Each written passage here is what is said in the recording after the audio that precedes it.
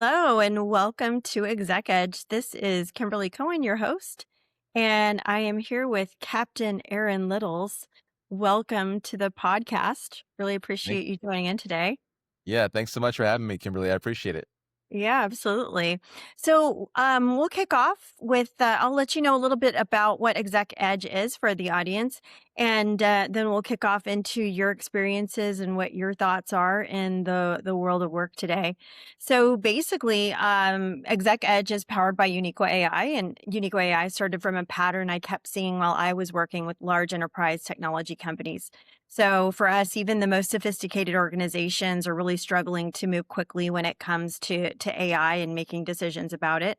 And the ideas are there and the intent is there, but agility often isn't. So what fascinated me was that smaller founder-led businesses like yours actually have the opposite problem. They can move fast, but they don't often know where to start or how to apply the new technology in a way that's practical, responsible, and tied to real business and outcomes, which I really want to talk to you about today.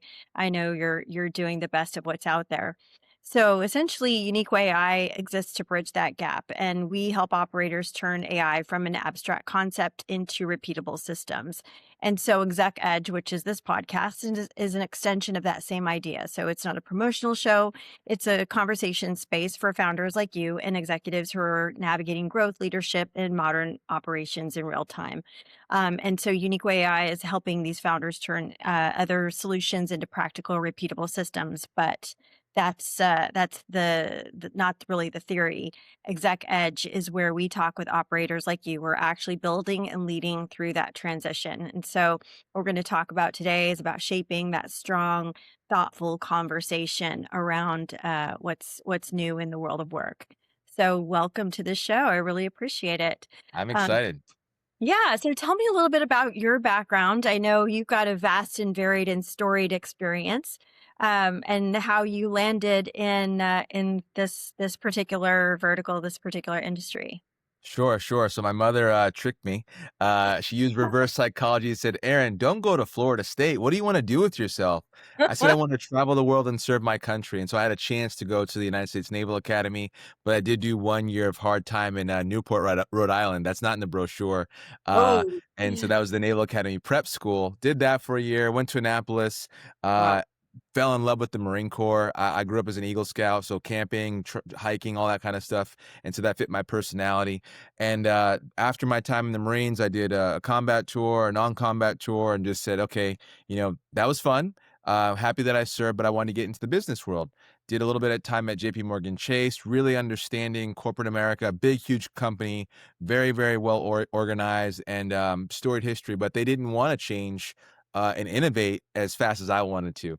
And so I had a chance. I was recruited by a mentor into his staffing company, and we actually built a mobile app that worked like Uber for nurses. And it was revolution. This is back in 2016, 2017. And so all of a sudden it's called Gale, and on our Florence Nightingale, innovator of modern day nursing. And her innovation was, guys, use soap and water and wash your hands. But I digress. So I came in, I learned the staffing business, made 100 calls a day, selling to customers, recruiting nurses. And then I'm an operator by trade. That's my background. And so being able to see how the app could really just help our customers have more access to more nurses in an instant, where I'm sending an Amber Alert to 300 or 500 nurses to pick up one shift. And by the time we would fill a month's worth of shifts in about 5 minutes, 3 minutes, where my competitors have just gotten coffee, they got their computer fired up, and they're looking at the fax machine. And that's what was still happening in 2017. Yeah. And so we were able to scale from 1.5 million in revenue to $400 million in revenue. And I grew to be the COO of that company. I led us through the pandemic as the lead operator. And since then, I've been consulting other staffing companies that want to grow, want to scale, look at their operation. And if you can imagine, the healthcare staffing industry had a boom during the pandemic, and now the last couple of years, it's been a correction, and I'll call it a bust. I've seen companies just absolutely just get decimated from a revenue standpoint.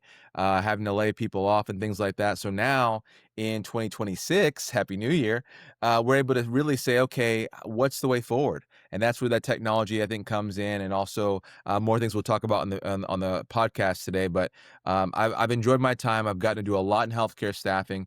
Yes, you can make money, but you actually get to help people. You get to help clinicians get jobs, which is dignity, and patients get care, which is so critical in our current environment. Yeah, absolutely, for sure. And it has been that was such a quick change between what you were describing with fax machines, not even 10 years ago to the COVID. I mean, I think you're probably minimizing how huge COVID changed the face of medical staffing overall. Because you're not just staffing, in this locality or that one, you're sending people nationwide, maybe even internationally, Right. or to US outposts. Can you tell me a little bit more about that? I mean, because you've really seen those shifts. Sure. Sure. And because when I came into staffing, that was my first experience, was going to scale. And I was in Tampa, but I was Mhm. launching the Chicago office. And I Right, went to Chicago 2 times in 5 years for 96 hours total. And the client said, Aaron, we don't need to see you because the app works.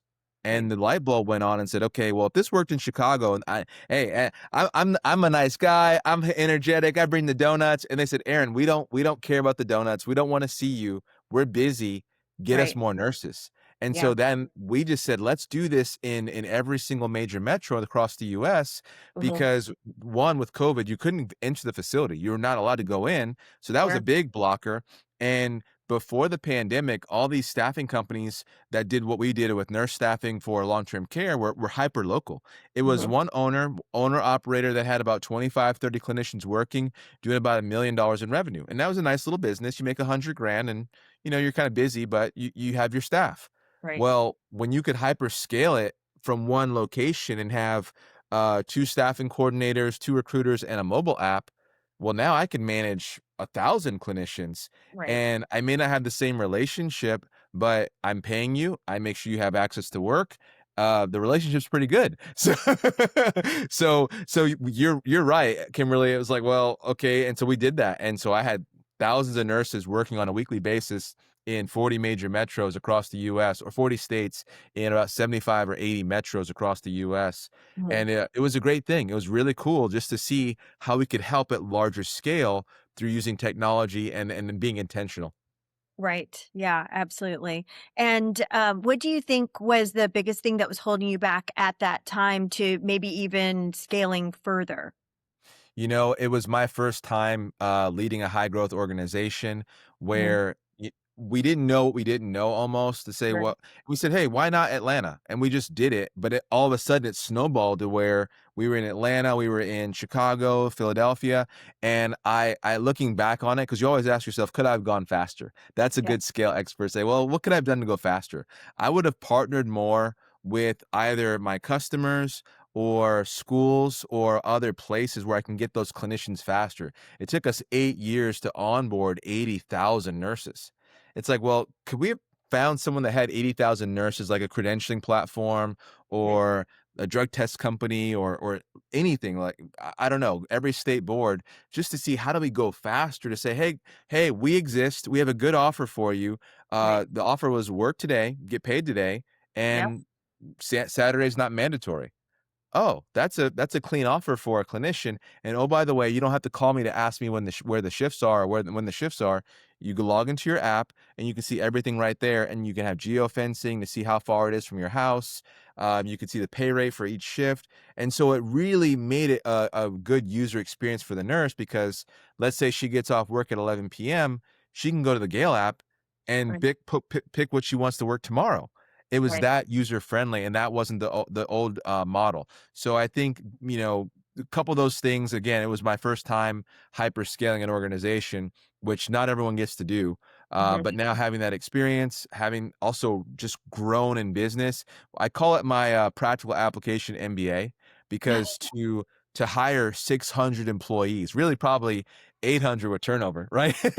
But it's like to hire 800 people to get state compliant in 42 states, to do all those things. You have to have a little bit of experience, and maybe we could have brought in one more operator earlier who had done that before, but we were just learning. So I think we did pretty good for where we were as a team. Mhm. But now looking back, you always kind of say, okay, what will I tweak on the next go around to really hyperscale faster? Yeah. No, that I mean it's tremendous, and congrats to you on the success of that endeavor. So that being said, what brings you to now, and what are you seeing today and now going forward? What's on your roadmap? Sure. So, healthcare is huge. Healthcare is bigger than I even imagined when I was growing Gale. But for every individual skill set, every individual discipline, right now I'm focusing on my therapy company with PT, OT, and speech therapists, and there's a huge demand for these clinicians. Hmm. And when I target new companies too, Kimberly, I'm looking at what AI is not going to disrupt, right? And so physical therapy, grandma needs that physical therapist in person. She just Yep. needs it. AI is not going to fix that. Speech, you need the person hands on, and maybe some teletherapy depending on that client. But I see that a long road for therapists, right? And so now the space for that is so big. There's still so much demand. We're seeing a lot of immigration issues. There's issues, but we're also seeing the chance to immigrate more clinicians in because we're such a shortage. And so that's the problem with healthcare staffing, is that there's ebbs and flows everywhere. Right. So if there's less sick people or less people that need care in Florida, but all of a sudden there's something that pops off over in Texas, and Mhm. now there's more therapists that need to go to Texas, or clinicians. And so you have all this kind of movement now, and that's where the travel staffing industry has exploded over the last 4 or 5 years, because you Right. can just move people around, and maybe that makes sense. I know firefighters that commute. They make good money in Texas, and so they'll live in Alabama and fly in for 2 weeks and then fly back out, and they worked for a month and a half. So I Yeah. think that's where I'm looking for these slices of the healthcare ecosystem that I can still make an impact on, that are underserviced, that still are ripe for technology. That's where my company was focusing on per diem, which is like that on demand shift based. And we Right. did build a mobile app, and we did try and scale it, and just to try and innovate in the market to say, does this solve your problem? My client said, hey, Aaron, it helps me, but I still value the long term engagement for continuity of care. So, no big deal. Now I've pivoted my therapy company into a full service therapy staffing company where we do offer travel, we do offer local contracts. So now it's more of a continuum where come into us as a student, travel a little bit, pay off your student loans, Mhm. find out what setting you like to work in, find out what state you want to live in, and then we can help you permanently place there. So now it's this holistic view of using technology and work experience to help you longer than just a 13-week or a one shift. I want to help you. I'm going to be involved with you for the next 5 years. And then once you're ready to retire, I'll help you go take some travel contracts, see the world, see the country, go to Alaska for a little bit, make good money. And Mhm. so those are the things that I'm into now. And I still see, obviously, we have to pay bills and make money, but we can actually still help people advance their career and career plan, and also be a better solution provider. So that's what I'm excited about right now. Oh yeah, absolutely. That's such a, like you said, it's a holistic solution to these healthcare providers that are looking at, they do have a lot of options these days. The healthcare industry is so much in demand. My own daughter is a public health major at Texas A&M, and so she's got some different paths that she can take, and we've been evaluating that as well. So I definitely get it, but the intrinsic value of being able to provide these choices for for the healthcare providers is huge, because what that's going to mean to me as just an outsider looking in is that they're going to stick with you for a long time, and you're going to have a much better relationship. And it is a relationship type of business. Even though you were scaled so greatly with Gale, I'm sure you probably wanted to have more of those relationships, because that sort of begets a longer term engagement with your better providers, and you're able to sort of train them in what they should be doing, and probably best practices and better business practices versus just the healthcare aspect of what it is that they're doing. Yeah, and even with Gail, I made the mistake because I'm a senior millennial, right? So Yeah. I swung the pendulum too far and said automate everything, have an AI robot and AI chatbot, and just help shoot people through the chute to get Mhm. onboarded faster. And that wasn't Sure. all wrong, but what I see now, and this is my prediction, and we're seeing this happen, is you're going to have three swim lanes. You're going to have a self-serve swim lane to say, Mhm. "Hey, I'm digital. I don't want to interact with a human." Boom, and I get through my process. Be it buying a house now through Red Door, Open Door, and all those things, Yep. or buying a car. Right, you have a self-service lane. When I Advantage. bought my Tesla, I didn't talk to a human, and you Apple Pay that sucker, and you go pick it up, and you don't talk to. I signed one document when I got there. That was it. 30 Incredible. seconds with a human. Mhm. Then you're gonna have a hybrid where you're gonna scroll like on Zillow and take a look and see, okay, now you can click and buy or call a realtor, or you're gonna have the full service where you have a realtor, Mary, and Mary takes you around and gives you champagne and shows you the bathroom and the kitchen. So I think for the next 20 years, we have to cater to all three. You have Mhm. to make it to where if you want self-serve, you're good. If you need help, you can easily get someone. Maybe I can interact with the chat, maybe not. And you see this with airlines and all this other stuff where, okay, I don't want to be on hold for 2 hours. I need to get my TSA pre-check number added to my ticket. And can it be handled by chat? Maybe. If not, then get it handled because I don't want to sit in that line. So my Sure. point being is that now in healthcare staffing, I look at all these industries. I look at all these industries to see who's innovating, and how do I cater to my audience to make sure clinicians are people. And that's the difference between a clinician and an Uber driver. And that's where Right. my mistake was, is understanding that new drivers get made every day. New clinicians take a while to bake. And so Right. we have to treat our clinicians like the assets that they are. I'm using that, I'm not commoditizing, but you understand what I'm saying, where Sure. there's only so many, right? So we have to do a good job and take care of you and be part of my community of therapists. And so that's where I love bracketing what we do around a small bundle of clinicians. And I literally make new companies for every new bundle of clinicians. So it's like, okay, you guys are all grouped together because then it's a cleaner message. It's all targeted. It's Chipotle. Chipotle, once they start serving French fries, I'll never go again because Right. that's not what they do. That's not what they Yeah. do. You can go anywhere else for French fries. Chipotle, they know what they do and they stay in that lane. So I think it's better to have different brands that cater to different clinician groups because it's just a different story. It's a different nuances for each one of those swim lanes, especially within healthcare staffing. Yeah. Tell me a little bit more about that. So, I know you've got the different types, verticals, if you will, within the staffing. So, how are you making that determination? And do you have like, kind of like a set leader or a manager that handles each one of those different companies or brands? And how do they differ from one another? Sure, sure. So I think there's nomenclature differences. There's tactical, how do they schedule? There's their credentials requirements are different. So for my companies, I do try and have divisions. And so even within therapy, as an example, I have a home health division where Hmm. those are independent providers that go out to people's homes and do their care there. That's a different ask than saying go to a facility and do care there. Even though it's the Right. same provider degree, it's a totally different work environment, totally different setup. And then similarly, going to an outpatient clinic for a therapist or going to a hospital are also different settings. And so as we have all of our technology, we say, well, we validate that clinician's experience, what setting they're comfortable in. We are working on trying to cross pollinate more to say, hey, would you take an exploratory shadow shift in a new setting and maybe see if we can help expand that pool, because what happens, and this is big in nurse staffing too.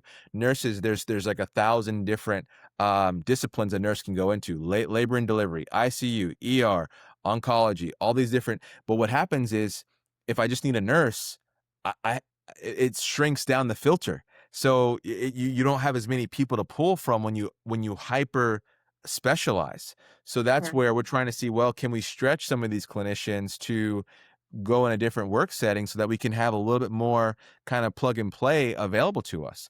Hmm. But to go back to the structure, I have a dental division. And so dental hygienists and dental assistants, they speak different language than my therapists. So I have Right. a dedicated team, a dedicated everything, to where we just don't want to make it a one size fits all. When now using AI, using developers, you can customize that offer, you can customize that experience for that clinician type. So when I'm asking an onboarding question, it's more tailored. What dental software are you used to using? Are you right-handed or left-handed? Like that matters. That matters in dental where my therapist is like, "What? Why are you asking me that question?" So I think Sure. it's just one of those little things that the more you can cater. I'm more in boutique now, right? So I'm doing boutique staffing where it's a white glove feel, Mhm. even though I can get scale. So that's the cool thing I think with technology now, if we're Right. intentional about how we set our businesses up. Yeah, that's amazing, and I think being able to, like you said, segment out exactly what you're needing, well, what's according to your clients' requirements as well, because they're going if they're paying for that white glove service, they're gonna expect that they're going to get that caliber of talent as well. And so that brings me over to the sort of the selling side of things.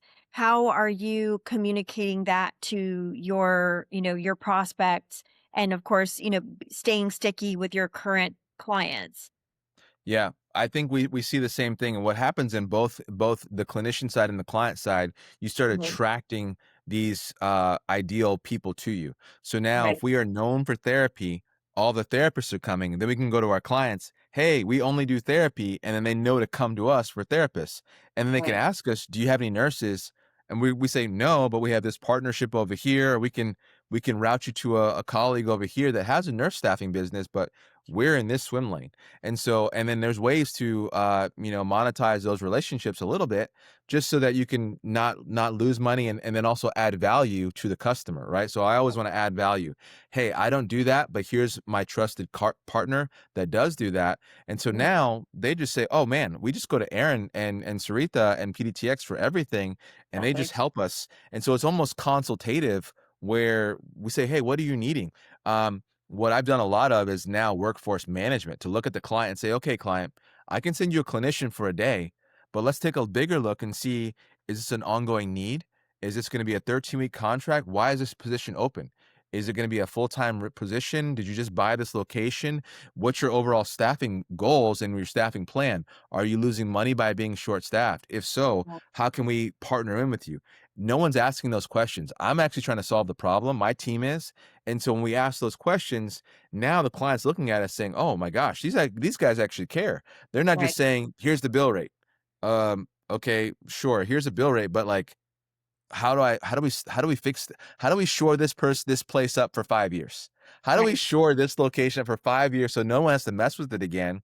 And yeah, we'll make a little bit less money maybe, but I want to go and be known as the person that fixes the problem across the whole country, and then that adds up. And so I still have to run a business and pay my bills, and I've got 2 daughters, I'll have 2 weddings down the road. So we'll make money, but it's like, okay, we can still do good as well. You know what I mean? Yeah, absolutely. Yeah, that we're back to that intrinsic value, obviously. And also, like I said, being and staying sticky with your current clients is what's best, honestly. I feel like once you've sold a client, you can sell them over and over again a lot easier than it is for new business acquisition. Absolutely. And I think that Absolutely. goes across the board for whatever you happen to be selling.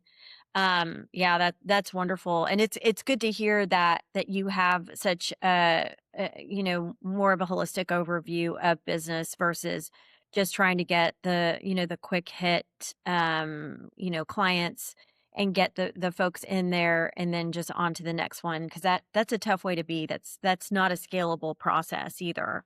Sure. Uh, Well, because what happens now too, Kimberly, is that you've got to stand out. You have right, to stand out. There's so much noise, there's margin pressure, and everyone's doing a race to the bottom. Okay, uncle, Chipotle doesn't have the cheapest burritos. right, Okay. I think they're high quality, but they're also high cost. And Taco Bell has been around for forever, but they have a little bit cheap but it's 2 different markets. Those are 2 right, different customers, so they're actually not even competitors, but they still both serve, like, authentic Mexican food. But my right. point is this, by having that concierge, that consultative approach, it automatically differentiates, "Oh my gosh, these guys are therapy specialists. My company's owned by a therapist. Oh, wow. Okay." So automatically that separates it from just a staffing company, you see? So it's now this therapy solutions provider, Mhm. and it may be just words, but I don't wanna make them empty. That's why we're saying, "Hey, how do we look at your overall staffing plan? Can my therapist service more than one location on that contract? Can I Right. give them some mileage to go between two locations and save you some money? Oh, wow. We didn't. Yeah, let's talk about that. So, all those kind of ideas, it's a white glove approach. It takes a little bit longer, but I think it adds more value in the long run to the client. Yeah, absolutely. I agree with you. That's how I've worked for my entire career, no matter what I was selling. So what for in terms of your own business, what are some of what's on your roadmap for 2026, 27, as far as your mission critical priorities? I mean, we know you want to grow. How is that going to happen? How do you see that happening with not the advent of AI, but how it's growing? There's always new little fun tools in the market. And to help us out, we kind of I don't know about you, but I definitely am always looking at all these fun new shiny objects and it's squirrels over here and raccoons over there. But what does that look like for you and your real roadmap for your Sure. business? Sure. So there's a lot of talk right now in the staffing space about recruiters and recruitment. A U.S. recruiter base salary is probably between 50 and 65,000, just depending on where they sit in the U.S. And they Sure. want benefits and comp plan. And everyone deserves everything. Okay, don't get me wrong. But the cost of a gallon of milk and the cost of a dozen eggs has gone up in the U.S. And so Mhm. that cost keeps rising, and then now the speed to ramp up and pay for yourself, the recruiters are under the gun. It's not even that ideal of a work environment. It really isn't. And so there's a lot of research and development right now on AI recruitment and seeing Yeah. how do we use some AI tools to help either speed up that process or negate the recruiter. I've tried some pilots, and I will try more pilots in 2026 to see how can I scale the offer to where my recruiters, my U.S. recruiters, are more productive, can work more efficiently, but also Mhm. drive more value to our customers by getting more clinicians. Yeah. So that's Right. where I want to have a smaller team and say, Mhm. hey, we're going to cap the team at 100 people. So it's like, well, how big can we get with 100 people? And that's the way I'm thinking about it. Some people should be thinking about it if they're too fat and say, hey, unfortunately, how do we shrink down and be more profitable with less people, but still adding the same amount of value and revenue? So those are the ways I would look at it, depending on your size. And I'm using generalities here, but if you're under 5 million in revenue, I would still be efficient. I would still use AI where you can. But if you're Mhm. in that 15 million to 50 million, there's some fat that you can probably look at to say, okay, how do we tighten this up? And then also having the desire to scale. I want to scale. I love scaling and Mhm. saying, hey, I want to be in every state. Maybe not Montana and like North Dakota, South Dakota, but you get the idea. I want to grow, and so that's where the way my brain works is saying, okay, how can we scale this same offer with efficiency, with great clinicians, and no loss of our company branding?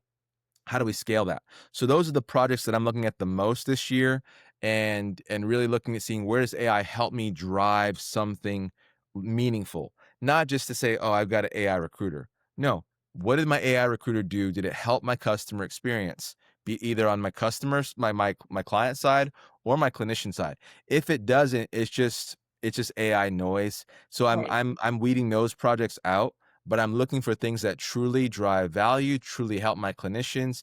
And as we get a bigger database, it's some simple use cases like, hey, we see that your CPR card's expired. Text us a new one. By the way, are you looking for any new assignments? Oh, well, actually, I want to go to Texas to see my kids, whatever baseball tournament. Can you get me a 13-week contract there? Oh, sure. Okay. And then the AI is doing some of those things for you so that Mhm. the clinician's engaged, and if they need help, I'm one click away, I'm one phone call away for a US person, or here's my India person you can get a hold of. So those are the things that we're looking at to see what's that right tech stack, what's the right people stack and human resource allocation. Can this job be done in offshore? Can it be done in US, or does it have to be done in US? Or can Right. AI really handle that job? So as you craft your companies now, you should be looking at this. And as you want to future proof your company, you should now reevaluate every 18 months. You have Yep. to, because if you don't, then that's where if you have any kind of compression or down cycle in your industry, all of a sudden it's a mass layoff. Well, Mm. don't blame the administration, don't blame anything. It's like, well, what's the most efficient way to run the business? And unfortunately, or fortunately for business, it's dollars, right? Right. So, how do we make more money so that we have more money? So if there's an Right. economic correction, we're not broke. You Right. see, and no one wants to Yep. use those words and that terminology, but I've had to lay off people before, and I was physically ill when I laid off 200 people. It was Mm. avoidable. I could have gotten ahead of it and said, okay, guys, we're not going to hit our goal in December, and I knew that in June. Okay, so why prolong it and make it horrible instead of saying, okay, here's how we be proactive. Let me upskill you. Let me help you, redeploy into the market space and do it with Right. dignity and class. So that's where I get very passionate about that side of it, saying, no, no, no. The public companies actually do a good job because they show all their data. You can see Yeah. their quarterly reports. Mhm. My small company, you don't know how much money I'm making because I'm scared to tell you. And now my whole team knows, like, guys, if we don't hit our goals by May, we're probably gonna have a headcount adjustment. They all know Right. that. And they can, and it's like it's not a threat. It's like we're still a startup. We gotta get profitable and hit this revenue goal. Otherwise, I've got to scale two heads back. And that's the right thing to do. It's uncomfortable, but it's the right thing to do, in my opinion. Yeah. And I feel like a lot of people in the recruiting space are used to it. I mean, from folks that I've spoken to, I mentioned to you, my husband is in the recruiting space as well in corporate America, and it's just and lots of friends at Meta, Google, all the FANG companies. It's just kind of a fact of life in this particular vertical that's accepted and acceptable. But to me, what struck me in our call before this was how much of a human approach it is that you're putting towards not just your prospects and your clients, but also the humanity of your business, the folks that are helping you, become successful, that are sort of the wind beneath your wings too. And I think that's really important. Well, I appreciate you saying it. I think it's lost in business a little bit right now, and I blame the Mhm. military on this for me because in combat, I was responsible for my Marines' lives. Okay, we got shot at. I was a convoy commander, so we're looking out for IEDs, improvised explosive devices, for thousands of miles in outside the wire. And so now in this civilian world, I'm responsible for people's livelihoods. Right. Okay, so I don't take that lightly, and my employees don't have to take over the world. They wanna make sure they can pay their groceries, and it's on me as a leader, as a business owner to make sure, um, you need to hit this revenue goal, and you're good to go, and you have a job for a while. If you Mhm. don't hit the goal, then I'm gonna help you transition to somewhere else or upskill or whatever, but I can't afford you because, you're not hitting it. You can Sure. say that with dignity. You can say that and have an adult conversation and not Right. be afraid because I've been on the other side of that where we do it poorly and you have a Friday mass layoff. And well, okay, now I'm a liar because I didn't care about the culture, right? Right. I care about my culture, I care about my people.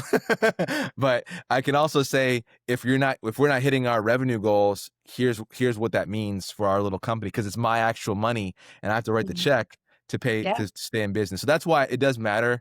And I'm grateful for my time at Gale. I learned so many things there and was able to help a lot of clinicians, I help a lot of patients. But there were some lessons learned, and I don't. They're burned into my heart. And I will never forget them. I feel that. I really do. I think all of us have had those types of moments, but you in particular, like I said, put a lot of humanity behind it, and it's very much appreciated. Well, I know we've come up to our end of time, so I really appreciate all of your insights today, Aaron. You're a great guest, and I really appreciate it. Once again, we'll talk soon. Thank you. Thank you. Thank you. Enjoy the time.